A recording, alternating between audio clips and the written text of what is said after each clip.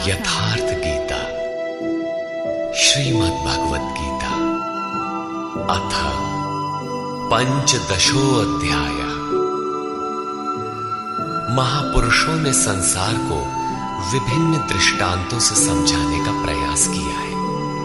किसी ने इसी को भवाटवी कहा तो किसी ने संसार सागर कहा। अवस्था भेद से इसी को भवनदी और भवकूप भी कहा गया और कभी इसकी तुलना गोपद से की गई, अर्थात जितना इंद्रियों का आयतन है उतना ही संसार है। और अंत में ऐसी भी अवस्था आई कि नाम लेत भव सिंधु सुखाही, भव सिंधु भी सूख गया। क्या संसार में ऐसे समुद्र है? योगेश्वर श्री कृष्ण ने भी संसार को समुद्र और वृक्ष की संज्ञा दी। अध्याय 12 में उन्होंने कहा, जो मेरे अनन्य भक्त हैं उनका संसार समुद्र से शीघ्र ही उद्धार करने वाला होता हूं। यहां प्रस्तुत अध्याय में योगेश्वर श्री कृष्ण कहते हैं कि संसार एक वृक्ष है। इसको काटते हुए ही योगी जन उस परम पद को खोजते हैं। देखें, श्री भगवान वाच।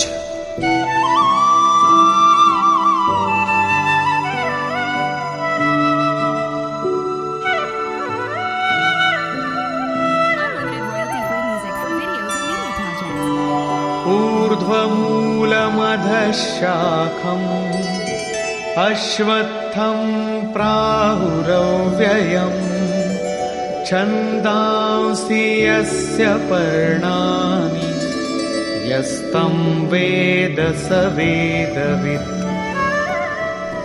अर्जुन, ऊर्ध्व मूलम, ऊपर को परमात्मा ही जिसका मूल है, अधः शाखम, नीचे प्रकृति ही जिसकी शाखाएं हैं, ऐसे संसार रूपी पीपल के वृक्ष को अविनाशी कहते हैं। वृक्ष तो अश्व अर्थात कल तक भी रहने वाला नहीं, जब चाहे कट जाए, किंतु है अविनाशी। श्री कृष्ण के अनुसार अविनाशी दो है, एक संसार रूपी वृक्ष अविनाशी और दूसरा उससे भी परे परम अविनाशी। वेद इस अविनाशी संसार विटप के पत्ते कहे गए हैं। जो पुरुष इस संसार रूपी वृक्ष को अर्थात देखते हुए विदित कर लेता है वो वेद का ज्ञाता है। जिसने उस संसार वृक्ष को जाना है उसने वेद को जाना है, न कि ग्रंथ पढ़ने वाला। पुस्तक पढ़ने में तो उधर बढ़ने की प्रेरणा मात्र मिलती है, पत्तों के स्थान पर वेद की क्या आवश्यकता है? वस्तुतः पुरुष भटकते भटकते जिस अंतिम कोपल अर्थात अंतिम जन्म को लेता है, वहीं से वेद के वे छंद अर्थात जो कल्याण का सृजन करते हैं, वहीं से प्रेरणा देते हैं, वहीं से उनका उपयोग है, वहीं से भटकाव समाप्त हो जाता है, वो स्वरूप की ओर घूम जाता है।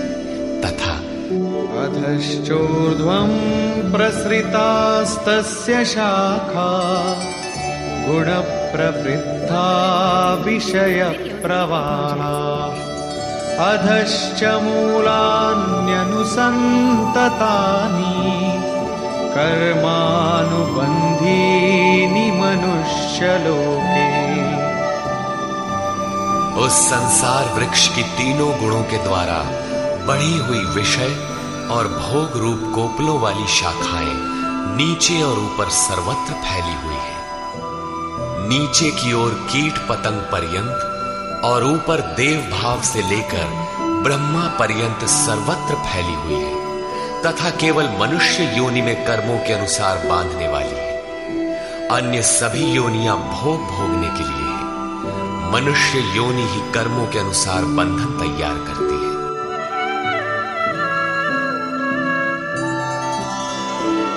रूपमस्येह तथोपलभ्यते नान्तो न चादिर्न च सम्प्रतिष्ठा अश्वत्थमेनं सुविरूढमूलम्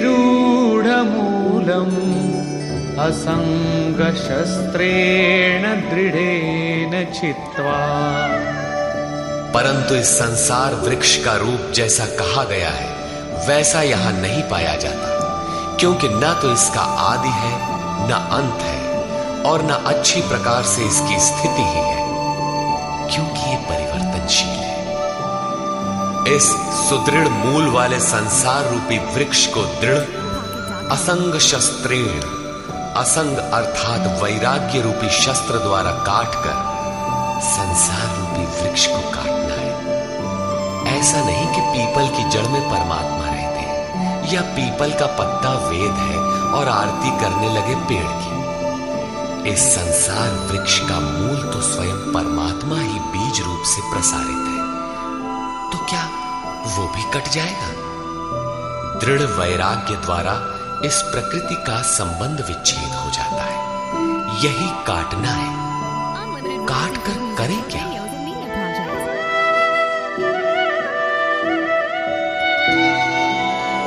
ततः पदं तत् परिमार्गितव्यम् यस्मिन् गता न निवर्तन्ति भूयः तमेव चाद्यं पुरुषं प्रपद्ये यतः प्रवृत्ति प्रसृता पुराणी। दृढ़ वैराग्य द्वारा संसार विटप को काटने के उपरांत उस परम पद परमेश्वर को अच्छी प्रकार खोजना चाहिए, जिसमें गए हुए पुरुष फिर पीछे संसार में नहीं आते, अर्थात पूर्ण निवृत्ति प्राप्त कर लेते हैं। किंतु उसकी खोज किस प्रकार संभव है? योगेश्वर कहते हैं इसके लिए समर्पण आवश्यक है। जिस परमेश्वर से पुरातन संसार वृक्ष की प्रवृत्ति विस्तार को प्राप्त हुई है, उसी आदि पुरुष परमात्मा की मैं शरण हूं, अर्थात उनकी शरण गए बिना वृक्ष मिटेगा नहीं। अब शरण में गया हुआ वैराग्य में स्थित पुरुष कैसे समझे कि वृक्ष कट गया? उसकी पहचान क्या है? इस पर कहते हैं निर्माण मोहाजित संग दोषा अध्यात्म नित्या विनिवृत्त कामा द्वंद्वैर्विमुक्ता सुख दुःख संज्ञैर् गच्छन्त्यमूढ़ा पदमव्ययं तत्। उपर्युक्त प्रकार के समर्पण से जिसका मोह और मान नष्ट हो गया है, आसक्ति रूपी संग दोष जिन्होंने जीत लिया है, अध्यात्म नित्या परमात्मा के स्वरूप में जिनकी निरंतर स्थिति है, जिनकी कामनाएं विशेष रूप से निवृत्त हो गई हैं और सुख दुख के द्वंद्वों से विमुक्त हुए ज्ञानी जन उस अविनाशी परम पद को प्राप्त होते हैं। जब तक ये अवस्था नहीं आती तब तक संसार वृक्ष नहीं कटता। यहां तक वैराग्य की आवश्यकता रहती है। उस परम पद का क्या स्वरूप है जिसे पाते हैं? न तद्भासयते सूर्यो न शशांको न पावकः यद्गत्वा न निवर्तन्ते तद्धाम परमं मम। उस परम पद को न सूर्य न चंद्रमा और न अग्नि ही प्रकाशित कर पाते हैं। जिस परम पद को प्राप्त कर मनुष्य पीछे संसार में नहीं आते हैं, वही मेरा परम धाम है, अर्थात उनका पुनर्जन्म नहीं होता। इस पद की प्राप्ति में सबका समान अधिकार है। इस पर कहते हैं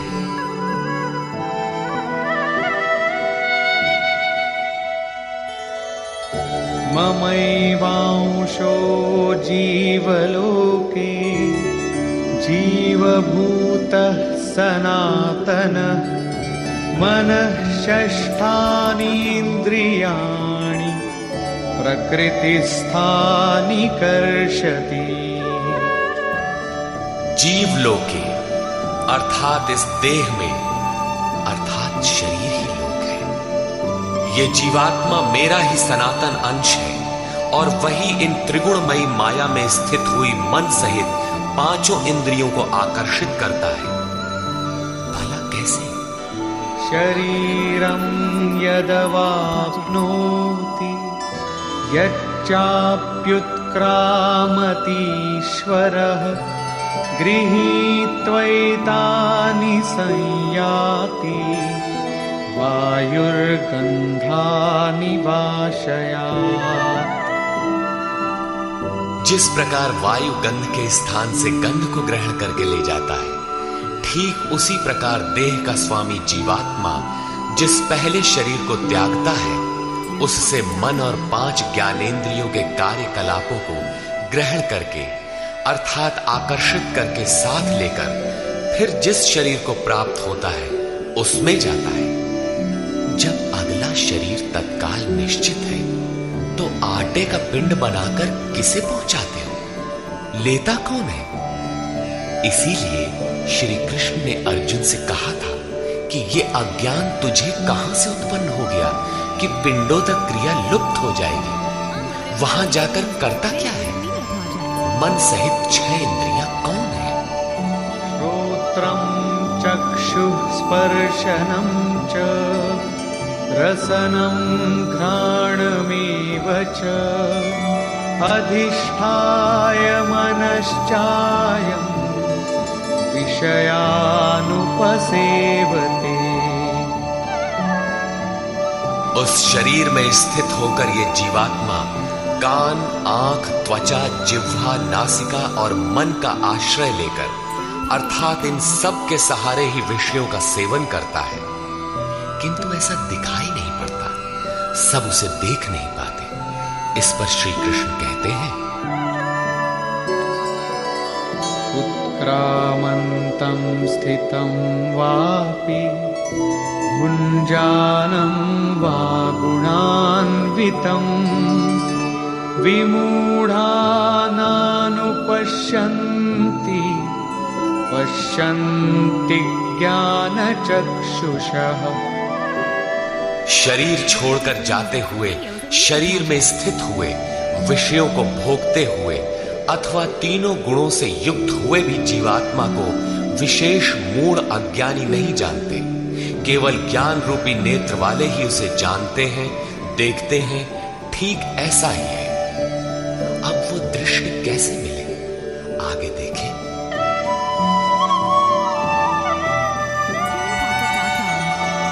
यतन्तो योगिनश्चैनं पश्यन्त्यात्मन्यवस्थितं यतन्तोऽप्यकृतात्मानो नैनं पश्यन्त्यचेतसः। योगी जन अपने हृदय में चित्त को सब ओर से समेट इस आत्मा को यत्न करते हुए ही प्रत्यक्ष देखते हैं, किंतु अकृतार्थ आत्मा वाले अर्थात मलिन अंतःकरण वाले अज्ञानी जन यत्न करते हुए भी इस आत्मा को नहीं जानते, क्योंकि उनका अंतःकरण बाह्य प्रवृत्तियों में अभी बिखरा है। चित्त को सब ओर से समेटकर अंतरात्मा में यत्न करने वाले भाविक जन ही उसे पाने के योग्य होते हैं। अतः अंतःकरण से सतत सुमिरण आवश्यक है। अब उन महापुरुषों के स्वरूप में जो विभूतियां पाई जाती हैं, जो पीछे बता भी आए हैं, उन पर प्रकाश डालते हैं।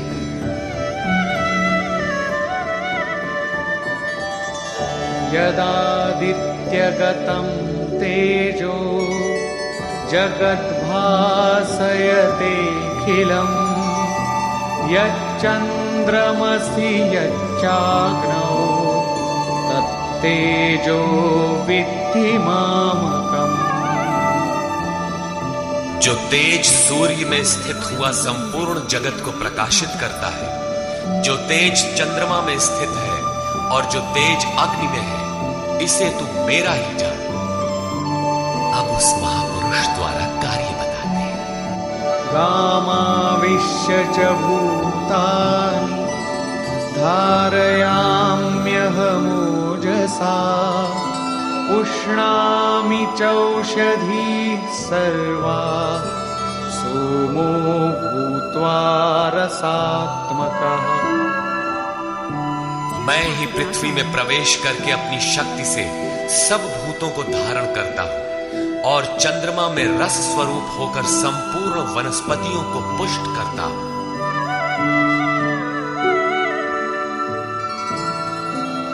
अहं वैश्वानरो भूत्वा प्राणिनां देहमाश्रितः प्राणापानसमायुक्तः पचाम्यन्नं चतुर्विधम्। मैं ही प्राणियों के शरीर में अग्नि रूप से स्थित होकर प्राण और अपान से युक्त हुआ 4 प्रकार के अन्नों को पचाता हूं।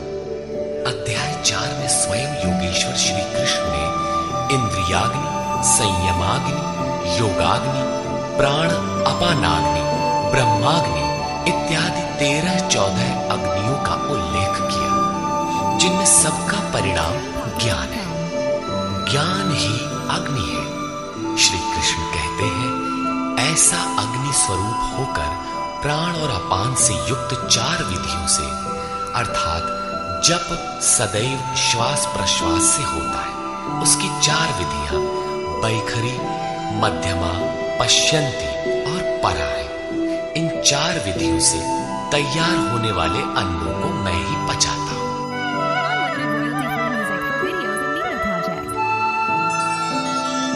सर्वस्य चाहं हृदि सन्निविष्टो मत्तः स्मृतिर्ज्ञानमपोहनं च वेदैश्च सर्वैरहमेव वेद्यो वेदान्तकृद्वेदविदेम चाहम्। मैं ही सब प्राणियों के हृदय में अंतर्यामी रूप से स्थित हूं। मुझसे ही स्वरूप की स्मृति होती है। स्मृति के साथ ही ज्ञान अर्थात साक्षात्कार और अपोहनम अर्थात बाधाओं का शमन मुझ इष्ट से ही होता है। सब वेदों द्वारा मैं ही जानने योग्य हूं।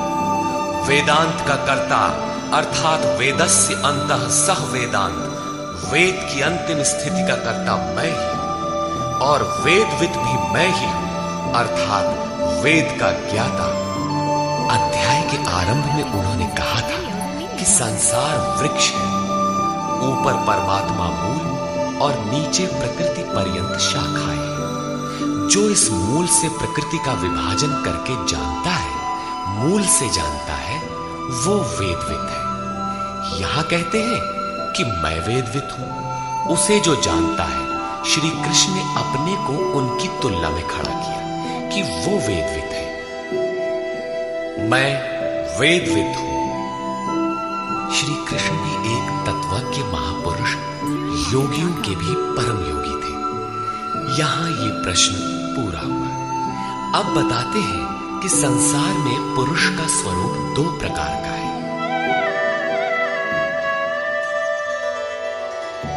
द्वाविमौ पुरुषौ लोके क्षरश्चाक्षर एव च क्षरः सर्वाणि भूतानि कूटस्थोऽक्षर उच्यते।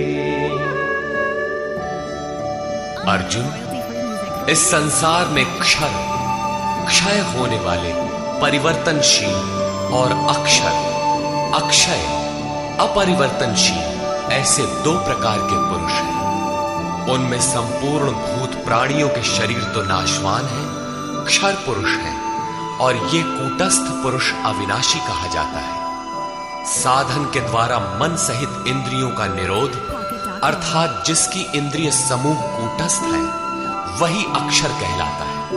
किंतु ये भी पुरुष की अवस्था विशेष ही है। इन दोनों से भी परे एक अन्य पुरुष भी है।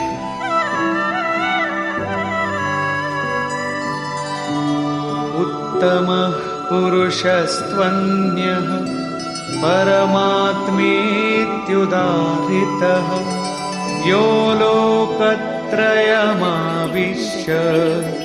बिभर्त्यव्यय ईश्वरः। उन दोनों से अति उत्तम पुरुष तो अन्य ही है, जो तीनों लोकों में प्रवेश करके सबका धारण पोषण करता है, और अविनाशी परमात्मा ईश्वर ऐसे कहा गया है। परमात्मा अव्यक्त, अविनाशी, पुरुषोत्तम इत्यादि उसके परिचायक शब्द हैं। वस्तुतः ये अन्य ही है, अर्थात अनिर्वचनीय है। ये क्षर अक्षर से परे महापुरुष की अंतिम अवस्था है, जिसको परमात्मा इत्यादि शब्दों से इंगित किया गया है, किंतु वो अन्य है, अर्थात अनिर्वचनीय है। उसी स्थिति में योगेश्वर श्री कृष्ण अपना भी परिचय देते हैं, यथा यस्माक्षरमतीतोऽहम् अक्षरादपि चोत्तमः अतोऽस्मि लोके वेदे च प्रथितः पुरुषोत्तमः। उपर्युक्त नाशवान परिवर्तनशील क्षेत्र से सर्वथा अतीत हूं और अक्षर अविनाशी कूटस्थ पुरुष से भी उत्तम, इसलिए लोक और वेद में पुरुषोत्तम नाम से प्रसिद्ध हूं।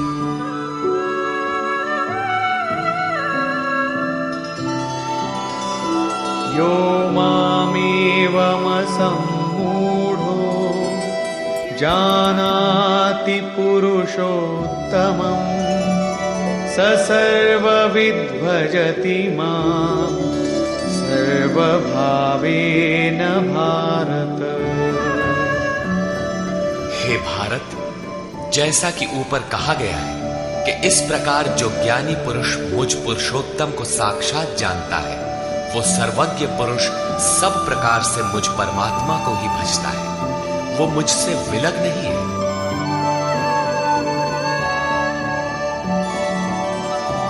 इति गुह्यतमं शास्त्रम् इदमुक्तं मया नघ एतद्बुद्ध्वा बुद्धिमान् स्यात् कृतकृत्यश्च भारत। हे निष्पाप अर्जुन, इस प्रकार ये अति गोपनीय शास्त्र मेरे द्वारा कहा गया। इसको तत्व से जानकर मनुष्य पूर्ण ज्ञाता और कृतार्थ हो जाता है। अतः योगेश्वर श्री कृष्ण की ये वाणी स्वयं में पूर्ण शास्त्र है। श्री कृष्ण का ये रहस्य अत्यंत गुप्त था, उन्होंने केवल अनुरागियों से बताया। ये अधिकारी के लिए ही है। श्री कृष्ण का ये स्वरूप सबके लिए था भी नहीं। कोई उन्हें राजा, कोई दूत, तो कोई यादव ही मानता था, किंतु अधिकारी अर्जुन से उन्होंने कोई दुराव नहीं रखा। उसने पाया कि वो परम सत्य पुरुषोत्तम नहीं, दुराव रखते तो उसका कल्याण ही ना होता। यही विशेषता प्राप्ति वाले प्रत्येक महापुरुष में पाई गई। रामकृष्ण परमहंस देव एक बार बहुत प्रसन्न थे। भक्तों ने पूछा, आज तो आप बहुत प्रसन्न हैं? बोले, आज मैं वो परमहंस हो गया। उनके समकालीन कोई अच्छे महापुरुष परमहंस थे, उनकी ओर संकेत किया।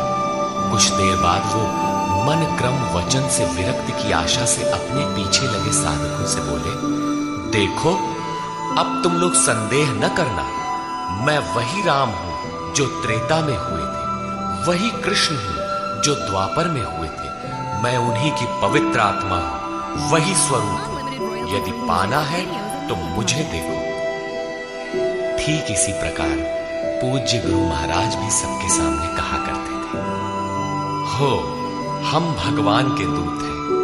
जे सचहु का संत है वो भगवान का दूत है, हमारे द्वारा ही उनका संदेशा मिलता है।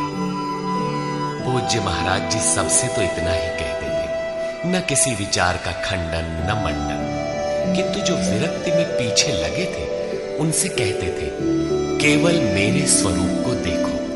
यदि तुम्हें उस परम तत्व की चाह है तो मुझे देखो, संदेह मत करो। बहुतों ने संदेह किया तो उनको अनुभव में दिखाकर उन बाह्य विचारों से हटाकर अपने स्वरूप में लगाया। वे अद्यावधि महापुरुष के रूप में अवस्थित हैं। इसी प्रकार श्री कृष्ण की अपनी स्थिति गोपनीय तो थी, किंतु अपने अनन्य भक्त पूर्ण अधिकारी अनुरागी अर्जुन के प्रति उन्होंने उसे प्रकाशित किया। हर भक्त के लिए संभव है, महापुरुष लाखों को उस रास्ते पर चला देते हैं। निष्कर्ष, इस अध्याय के आरंभ में योगेश्वर श्री कृष्ण ने बताया कि संसार एक वृक्ष है, पीपल जैसा वृक्ष है। पीपल एक उदाहरण मात्र है। ऊपर इसका मूल परमात्मा और नीचे प्रकृति पर्यंत इसकी शाखाएं प्रशाखाएं हैं। जो इस वृक्ष को मूल सहित विदित कर लेता है वह वेदों का ज्ञाता है। इस संसार वृक्ष की शाखाएं ऊपर और नीचे सर्वत्र व्याप्त है और मूलानि, उसकी जड़ों का जाल भी ऊपर और नीचे सर्वत्र व्याप्त है, क्योंकि वह मूल ईश्वर है और वही बीज रूप से प्रत्येक जीव हृदय में निवास करता है। योगेश्वर श्री कृष्ण के अनुसार संसार वृक्ष है जिसका मूल सर्वत्र है और शाखाएं सर्वत्र है। कर्मानुबंधीनि मनुष्य लोके, कर्मों के अनुसार केवल मनुष्य योनि में बंधन तैयार करता है, बांधता है। अन्य योनियां तो इन्हीं कर्मों के अनुसार भोग भोगती हैं। अतः दृढ़ वैराग्य रूपी शस्त्र द्वारा इस संसार रूपी पीपल के वृक्ष को तू काट और उस परम पद को ढूंढ जिसमें गए हुए महर्षि पुनर्जन्म को प्राप्त नहीं होते। कैसे जाना जाए कि संसार वृक्ष कट गया? योगेश्वर कहते हैं कि जो मान और मोह से सर्वथा रहित है, जिसने संग दोष जीत लिया है, जिसकी कामनाएं निवृत्त हो गई हैं और जो द्वंद्व से मुक्त है, वह पुरुष उस परम तत्व को प्राप्त होता है। उस परम पद को न सूर्य, न चंद्रमा और न अग्नि ही प्रकाशित कर पाते हैं। वह स्वयं प्रकाश रूप है जिसमें गए हुए पीछे लौट कर नहीं आते। वह मेरा परम धाम है जिसे पाने का अधिकार सबको है, क्योंकि यह जीवात्मा मेरा ही शुद्ध अंश है।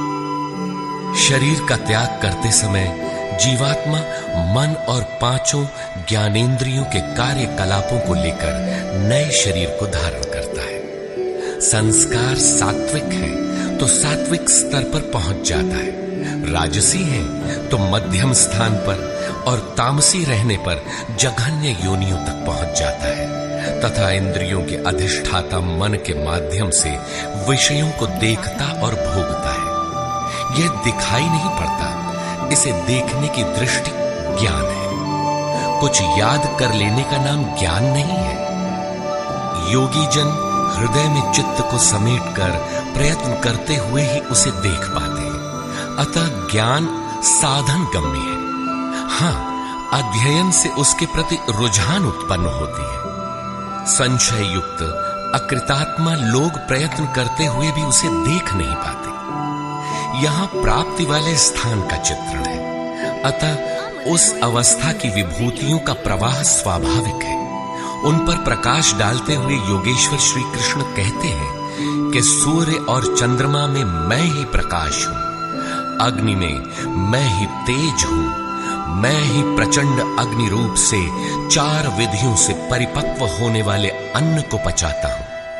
श्री कृष्ण के शब्दों में अन्न एकमात्र ब्रह्म है। अन्नम ब्रह्मेति व्यजानात्, जिसे प्राप्त कर यह आत्मा तृप्त हो जाती है। बैखरी से परा पर्यंत अन्न पूर्ण परिपक्व होकर पच जाता है, वह पात्र भी खो जाता है। इस अन्न को मैं ही पचाता हूं। अर्थात सद्गुरु जब तक रथी न हो तब तक यह उपलब्धि नहीं होती। इस पर बल देते हुए योगेश्वर श्री कृष्ण पुनः कहते हैं कि संपूर्ण प्राणियों के अंतर्देश में स्थित होकर मैं ही स्मृति दिलाता हूं। जो स्वरूप विस्मृत था उसकी स्मृति दिलाता हूं। स्मृति के साथ मिलने वाला ज्ञान भी मैं ही हूं। उसमें आने वाली बाधाओं का निदान भी मुझसे होता है। मैं ही जानने योग्य हूं और विदित हो जाने के बाद जानकारी का अंत करता भी मैं ही हूं। कौन किसे जाने? मैं वेदविद हूं। अध्याय के प्रारंभ में कहा जो संसार वृक्ष को मूल सहित जानता है वह वेदविद है, किंतु उसको काटने वाला ही जानता है। यहां कहते हैं मैं भी वेदविद हूं, उन वेदविदों में अपनी भी गणना करते हैं। अतः श्री कृष्ण भी यहां वेदविद पुरुषोत्तम है, जिसे पाने का अधिकार मानव मात्र को है। अंत में उन्होंने बताया कि लोक में दो प्रकार के पुरुष हैं।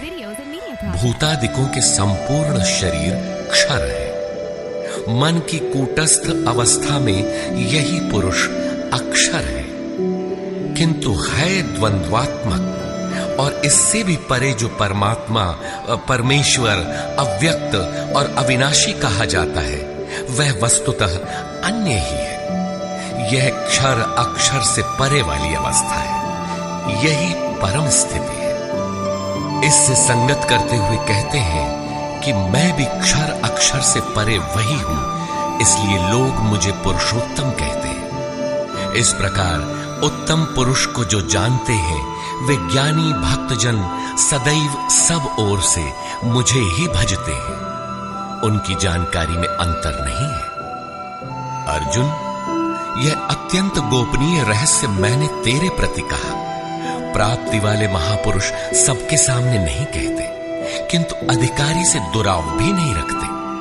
अगर दुराव करेंगे तो वह पाएगा कैसे?